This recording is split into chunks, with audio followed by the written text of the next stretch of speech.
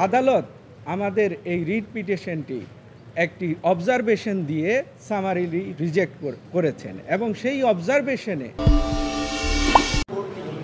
আপনারা জানেন ইতিমধ্যে আমরা নারী সংস্কার কমিশন গঠন করা হয়েছে। সেই নারী সংস্কার কমিশন কর্তৃক একটা সুপারিশমালা বা প্রতিবেদন দাখিল করা হয়েছিল। মাননীয় প্রধান উপদেষ্টা, বাংলাদেশ সরকারের মাননীয় প্রধান উপদেষ্টার বলিষ্ঠ নেতৃত্বে সরকার এগিয়ে যাচ্ছে। সরকারের অনেকগুলা ভালো কাজের মধ্যে একটা কাজ ছিল নারী সংস্কার কমিশনের কাজ। এই কাজটা করতে গিয়ে আমরা দেখেছি প্রতিবেদন দেওয়া হয়েছিল। সেই প্রতিবেদনে আমরা মনে করেছি বা আমরা সংক্ষুব্ধ হয়েছি। আমি ব্যক্তিগতভাবে এই রিট পিটিশনটা দায়ের করেছিলাম। কিছু কিছু সুপারিশ ছিল অন্তর্বর্তীকালীন সরকার বাস্তবায়ন করবে বা করণীয় হিসাবে, কিছু কিছু সুপারিশ ছিল যেগুলা পরবর্তী নির্বাচিত সরকার আসবে তারা বাস্তবায়ন করবে। এর মধ্যে আমরা দেখেছি অন্তর্বর্তীকালীন সরকার কিছু কিছু সুপারিশ বাস্তবায়ন করতে গিয়ে যেগুলাকে মনে হয়েছে আমার ব্যক্তিগতভাবে ধর্মীয় স্বাধীনতা বা ধর্মীয় আচার অনুষ্ঠানের সাথে সাংঘর্ষিক মনে হয়েছে। যেমন সেখানে বলা হয়েছে নারীদের সম্পত্তি বা উত্তরাধিকারের ক্ষেত্রে সমান অধিকার দেওয়া হোক, কিন্তু মুসলিম আইনে রয়েছে যে নারীদেরকে যেভাবে সম্পত্তি দেয়া রয়েছে সেটা নিয়ে আমরা কোনো কোয়েশ্চেন করতে পারবো না, যেহেতু কোরআনের তার বর্ণনা দেওয়া আছে নারীরা কীভাবে সম্পত্তি পাবেন। এই ইস্যুগুলা নিয়ে এর মতো করে আরও কিছু ইস্যু ছিল যেগুলাকে আমরা মনে করেছি ধর্মীয় স্বাধীনতার সাথে সাংঘর্ষিক এবং সংবিধানের মৌলিক অধিকারের সাথে কিছু কিছু বিষয় সাংঘর্ষিক রয়েছে।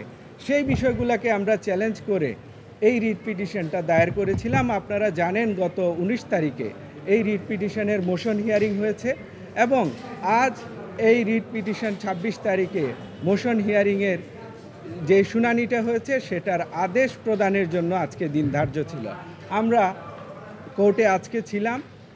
আমাদের সুপ্রিম কোর্টের হাইকোর্ট ডিভিশনের একটি bench presided over by the madam justice Fatema Najib এবং honourable mister justice Sikder Mahmudur Razi, ওনাদের কোর্টে আজকে আমাদের 108 নাম্বার আইটেম ছিল। আমরা আজকে মামলাটা অ্যাটেন্ড করেছিলাম। আদালত আমাদের এই রিট পিটিশনটি একটি অবজারভেশন দিয়ে সামারিলি রিজেক্ট করেছেন এবং সেই অবজারভেশনে আমরা আশা করছি সেই অবজারভেশনটি আগামী 2 থেকে 4 দিনের মধ্যে আমরা পাবো। আদালতে আমরা জিজ্ঞেস করেছিলাম যে এই অর্ডারটা আমরা কবে পেতে পারি। আদালত বলেছেন যেহেতু এই রিট পিটিশনটা সামারিলি রিজেক্ট হবে সেহেতু এটাতে আমরা অবজারভেশন দিব। আমি আদালতে সাবমিশন করেছিলাম যে এই অর্ডারটা যদি সামারিলি রিজেক্ট হয় তাহলে আমাদের অ্যাপিলেট ডিভিশনে যাওয়া ছাড়া গতি থাকবে না। তখন আদালত বলেছিলেন যে আমরা এটাতে একটা অবজারভেশন থাকবে, আপনাদের ডোর আদালতের দরজা খোলা থাকবে, আদালতের এই দরজা বন্ধ হবে না যদি দেখা যায় যে এই বিষয়গুলো নিয়ে আপনারা রিট পিটিশন এনেছেন এই বিষয়ের উপরে বর্তমান অন্তর্বর্তীকালীন সরকার যদি এরকম কোনো সুপারিশ বাস্তবায়ন করতে যায় এবং সেই সুপারিশগুলো যদি দেখা যায় আমাদের মৌলিক অধিকারের সাথে সাংঘর্ষিক হতে যাচ্ছে বা আমাদের ধর্মীয় অনুভূতিতে আঘাত হানে, এরকম যদি কোনো বিষয় এসে থাকে তাহলে কিন্তু আমাদের এই কোর্টেই ডোর খোলা থাকবে, আমরা যে কোনো সময় আসতে পারবো। এখন আমাদের অপেক্ষার পালা থাকবে যদি দেখা যায় অন্তর্বর্তীকালীন সরকার এমন কোনো সুপারিশ বাস্তবায়ন করতে গিয়ে উদ্যোগ গ্রহণ করেছেন বা বাস্তবায়ন করে ফেলছেন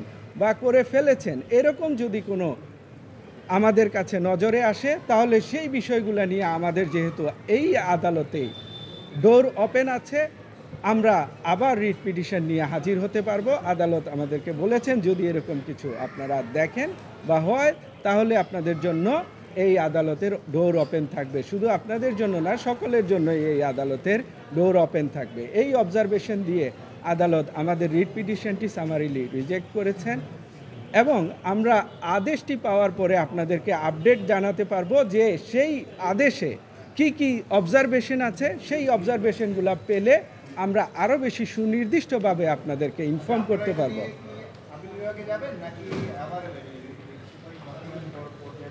দেখুন, আমরা আপিল বিভাগে হয়তোবা যাওয়ার প্রয়োজন পড়বে না যদি আমরা দেখি আমাদের এই অবজারভেশনে আমাদের যে কাঙ্ক্ষিত যে প্রতিকার আমরা চেয়েছি সেটার যদি কাঙ্ক্ষিত উত্তর বা সেটার যদি কাঙ্ক্ষিত কোনো নির্দেশনা, দিক নির্দেশনা, অবজারভেশন আমাদের আদেশে চলে আসে, তাহলে কিন্তু আর আমাদের অ্যাপিলেট ডিভিশনে যাওয়ারও প্রয়োজন হবে না। আমরা এই আদেশেই সন্তুষ্ট। যদি আমরা সেই আদেশটা পেয়ে যাই, আগামী 2 থেকে 4 দিনের মধ্যে আমরা পুরো অবজারভেশন সহ এই রিট পিটিশনের অর্ডারটি পাবো। সেই অর্ডারটি পাওয়ার পর আমরা আশা করি আপনাদেরকে আপডেট করতে পারবো।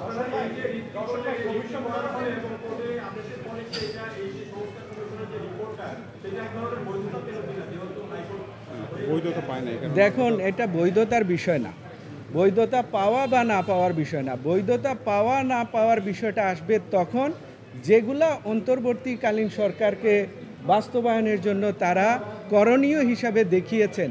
যদি দেখা যায় তারা সেটা করণীয় হিসাবে উদ্যোগ নিয়ে কাজ করে ফেলতেছেন, ইমপ্লিমেন্টেশনে যাচ্ছেন, এবং সেটা করার পর কিন্তু বৈধতা বা অবৈধতার বিষয়টা আমরা নিয়ে আসার পর যদি আদালত কোনো আদেশ দেন, তাহলে সেটার বৈধতা এবং অবৈধতার প্রশ্ন আসবে।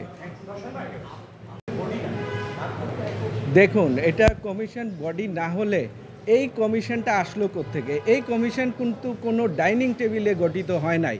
এই কমিশনটা হচ্ছে in connection with the affairs of the Republic of Bangladesh.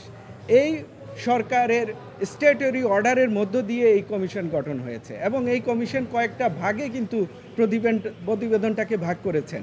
অন্তর্বর্তীকালীন সরকার, পরবর্তী সরকার যদি নির্বাচিত হয়ে আসেন, তারাও কিছু কিছু বিষয় বাস্তবায়ন করবেন। আমরা যদি দেখি অন্তর্বর্তীকালীন সরকার এরকম যদি কোনো কিছু নিয়ে উদ্যোগ গ্রহণ করেন, তাহলে কিন্তু আমরা আবারও আদালতে আসার সুযোগ থাকবে।